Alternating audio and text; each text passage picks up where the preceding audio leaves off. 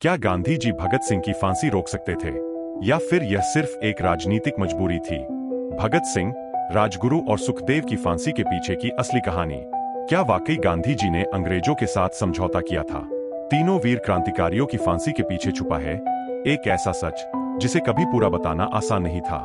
लेकिन ये पूरा सच नहीं है। भारतीय स्वतंत्रता संग्राम के दो महानायकों की, जिनके रास्ते अलग थे पर मंजिल एक, भारत की आजादी। एक थे महात्मा गांधी, जो अहिंसा को अपना सबसे बड़ा हथियार मानते थे। दूसरे थे सरदार भगत सिंह, एक युवा क्रांतिकारी जिनकी रगों में इंकलाब का खून दौड़ता था। गांधी जी भगत सिंह के साहस और देश प्रेम का सम्मान करते थे, लेकिन उनके हिंसक रास्ते के वो सख्त खिलाफ थे। उनका मानना था कि अगर हिंसा का रास्ता अपनाया गया तो आजादी की नींव ही गलत पड़ जाएगी। लाहौर षड्यंत्र केस और फांसी का फंदा 1928 में लाला लाजपत राय की लाठीचार्ज में हुई मौत का बदला लेने के लिए भगत सिंह, सुखदेव और राजगुरु ने ब्रिटिश पुलिस अधिकारी जॉन सॉन्डर्स की हत्या कर दी।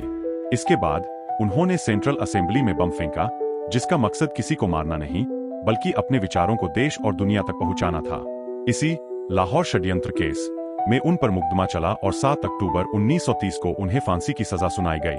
गांधी इरविन पैक्ट, उम्मीद की किरण। जिस समय भगत सिंह और उनके साथी जेल में थे, उस समय गांधी जी सविनय अवज्ञा आंदोलन चला रहे थे। इस आंदोलन ने ब्रिटिश सरकार की नींव हिला दी थी। सरकार को बातचीत के लिए मजबूर होना पड़ा। वायसराय लॉर्ड इरविन और गांधी जी के बीच एक समझौता हुआ, जिसे गांधी इरविन पैक्ट के नाम से जाना जाता है।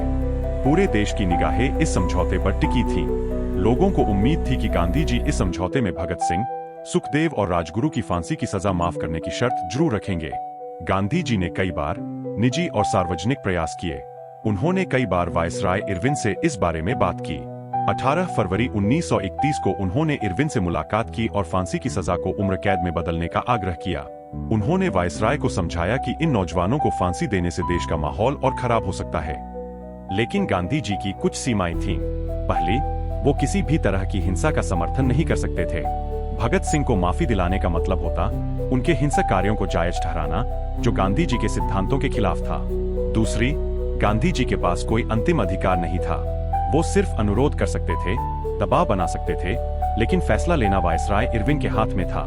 इरविन और पूरी ब्रिटिश हुकूमत क्रांतिकारियों को एक कड़ा संदेश देना चाहती थी, ताकि भविष्य में कोई भी युवा ऐसा रास्ता न अपनाए। गांधी जी ने फांसी से एक दिन पहले 23 मार्च 1931 की सुबह भी इरविन को एक खत लिखा और उनसे फिर से विचार करने की अपील की। लेकिन तब तक बहुत देर हो चुकी थी। भगत सिंह का अपना नजरिया। इस कहानी का एक और महत्वपूर्ण पहलू खुद भगत सिंह का नजरिया है। भगत सिंह ने कभी भी ब्रिटिश सरकार से माफी मांगने की कोशिश नहीं की। वो चाहते थे कि उन्हें फांसी हो, ताकि उनके बलिदान से देश के युवाओं में क्रांति की ज्वाला और भड़के। उनका मानना था कि उनकी मौत आजादी की लड़ाई के लिए एक बड़ी प्रेरणा बनेगी। जब उनके पिता ने उनकी फांसी रुकवाने के लिए अर्जी दी, तो भगत सिंह ने इसका कड़ा विरोध किया। फांसी पर भगत सिंह के विचार बहुत गहरे और प्रेरणादायक थे। वे मौत से डरने वालों में नहीं थे, बल्कि उसे आजादी की लड़ाई का हिस्सा मानते थे। उनका मानना था कि व्यक्तिगत जीवन से बड़ा देश का भविष्य है, और यदि देश की आजादी के लिए अपने प्राण देने पड़े तो यह सौभाग्य है। मौत से बेखौफ। उन्होंने कहा था, जीवन तो अपने आप में एक संघर्ष है, और मौत तो उस संघर्ष का स्वाभाविक अंत। फांसी को वे एक सम्मान की तरह मानते थे, क्योंकि यह किसी पवित्र मकसद के लिए थी। क्रांति का उद्देश्य। उनके अनुसार क्रांति सिर्फ हथियारों की लड़ाई नहीं, बल्कि विचारों की लड़ाई है। फांसी उनके विचारों को मार नहीं सकती थी। वे मुझे मार सकते हैं, लेकिन मेरे विचारों को नहीं। एक दुखद अंत। आखिरकार 23 मार्च 1931 की शाम, तय तारीख से एक दिन पहले ही, भगत सिंह, सुखदेव और राजगुरु को लाहौर सेंट्रल जेल में फांसी दे दी गई। पूरा जेल परिसर इंकलाब जिंदाबाद के नारे से गूंज उठा। इस खबर ने पूरे देश को झकझोर कर रख दिया।